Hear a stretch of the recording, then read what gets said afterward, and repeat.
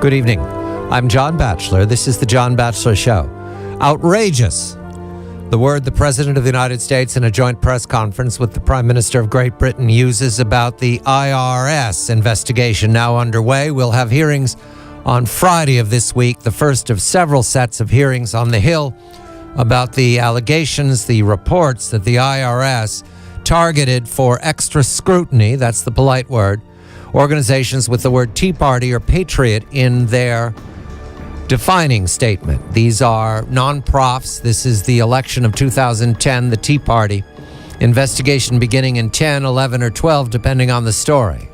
Also, the President of the United States using the word sideshow. That was to direct his opinion of the Benghazi investigation now underway in Washington. The whistleblowers last week from the State Department, the so-called whistleblowers, 3 members of the State Department testifying of the facts of September 11th, 2012.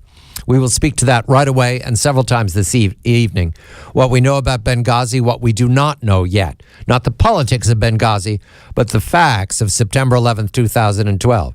And then late in the news cycle, overwhelming all of us who follow Washington very carefully, revelations from the AP, that's the Associated Press, that for 2 months in 2012, the Justice Department used its broad powers, very broad powers, to gather up information on up to 20 phone lines in the course of an investigation of a terror incident, possibly to do with Al-Qaeda, but certainly to do with an IED.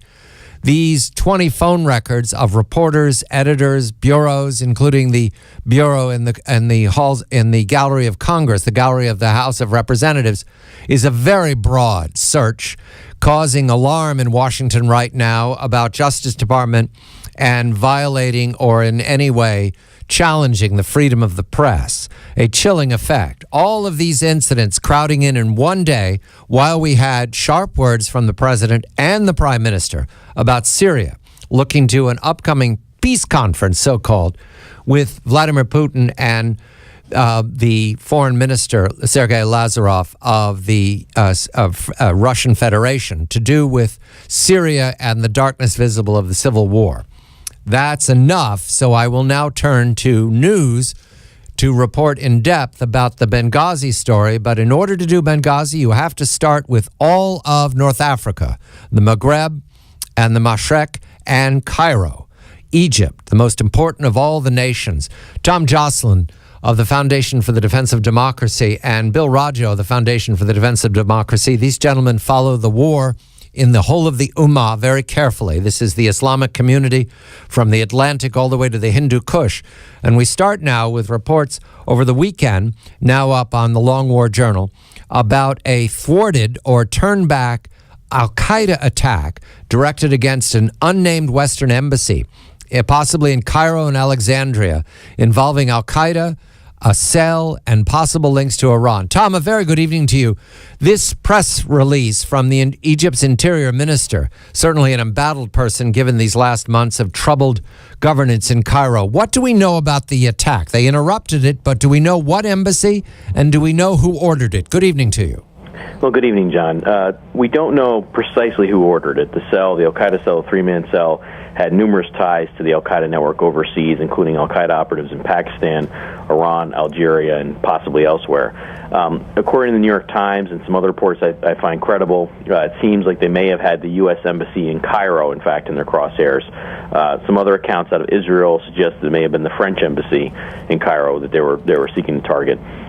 According to the Egyptian Interior Ministry, their plot was actually fairly well advanced. They were actually in the final stages of putting together the actual attack. So this, according to them anyway, this seems like this was something that was very close to being off the ground. Off the ground, and the direction of these embassies, this has to do with the general war fighting. But Egypt would be an unusual target for Al-Qaeda, wouldn't it, Tom? I mean, this would be not the typical MO to target an Islamist regime in governance.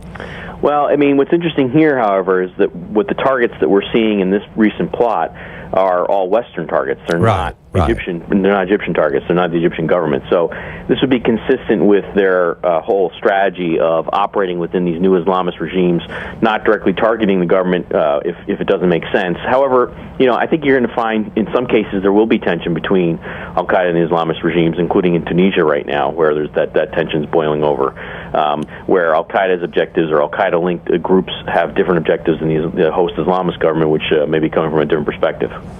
Mr. Roggio, what is the IMU, very active in Afghanistan, Pakistan? The IMU is the Islamic Movement of Uzbekistan. It's an al-Qaeda-linked group that has basically integrated its operations, and particularly in the Afghan north. Its members serve in the Taliban shadow government. Islamic Movement Uzbekistan traditionally served as a muscle for al-Qaeda, as well as attempts to conduct attacks in the West. It's one of the more radical Islamist groups in Asia. Primarily operates in Afghanistan as well as in Pakistan. And as a matter of fact, and I just published this just before joining the show, an Islamic Movement Uzbekistan suicide bomber conducted yesterday's attack in Quetta in southwestern Pakistan and targeted the top police general in the provincial capital. So it's a pretty nasty group, and it's quite active in Afghanistan again. And ISAF's conducted over 20 raids against this group so far this year. That tops all the raids put together last year against the group. ISAF is not identifying raids against Al Qaeda; they're just calling them Arab-linked groups. But for some reason, the Islamic Movement Uzbekistan, ISAF, that's the military command in Afghanistan, really wants to publicize the raids against the IMU. And detail, Bill, is IMU an Al Qaeda operation? Is this a franchise? It's safe to say that it's an Al Qaeda affiliate. Its leaders sit on Al Qaeda's Shura Council. Its fighters often fight under the command of Al Qaeda, or as well as the movement of the Taliban in Pakistan, which is basically another Al Qaeda affiliate or Al Qaeda linked. It depends. So it's not actually calling itself Al Qaeda, but it is a fellow traveler at the very least. And Mr. Joscelyn, just to collect all of these alphabet soups together, you have a report up within these last days of a al-Zawahiri follower dying in an attack in Mali.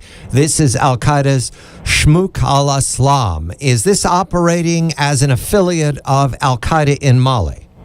Well, Shmouk al-Islam is actually one of the leading Al-Qaeda web forums. It's where they do a lot of they release their propaganda statements and the like. And what happened is that in recent days, some of the posters, some of the jihadists who post on Shmouk al-Islam have basically been talking about this follower of Muhammad al-Zawahiri. This is the brother of Al-Qaeda Emir Ayman al-Zawahiri. Now, Muhammad al-Zawahiri operates in the open inside Egypt and is able to get his message on national TV and has a very prolific propaganda campaign. And one of his followers, at least one of his followers, took part in a suicide attack in Mali on May 4th.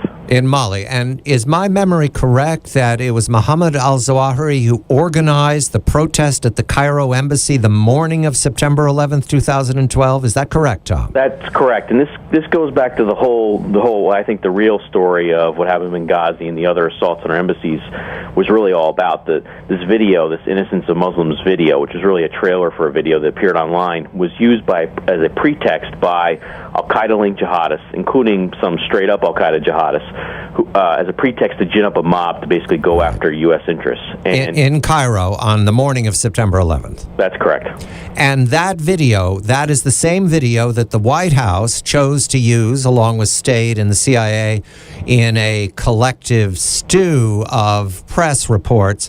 That video was the explanation for the Benghazi attack that has now been, I think, refused by a number of major judges. They've refused that. But it was that video that Muhammad al-Zawahiri used for the Cairo provocation. That's the video.